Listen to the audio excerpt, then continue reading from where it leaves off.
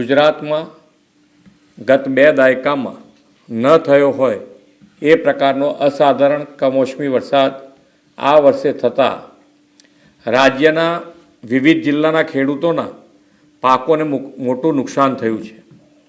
આ સંદર્ભે મેં તથા મારા સાથી મંત્રીઓએ જુદા જુદા જિલ્લાઓમાં જઈને અસરગ્રસ્ત ખેડૂતોની સાથે પ્રત્યક્ષ વાતચીત કરીને તેમની સ્થિતિ જાણી હતી।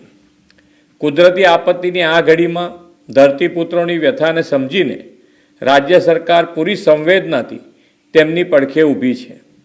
રાજ્યભરના ખેડૂતોના પાકને થયેલા વ્યાપક નુકસાન સામે તેમની લાગણીઓને ધ્યાને રાખીને રાજ્ય સરકાર દ્વારા ધરતીપુત્રો માટે આશરે 10,000 કરોડના રાહત સહાય પેકેજની જાહેરાત કરું છું।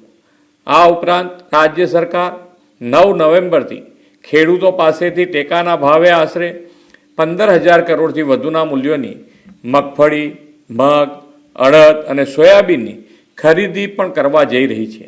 અન્નદાતાઓની આર્થિક સુખાકારીની ચિંતા પોતાના માથે લઈને રાજ્ય સરકાર તેમની સહાયતા માટે હંમેશા પ્રતિબદ્ધ હતી, છે અને રહેશે તેવો વિશ્વાસ આપું છું।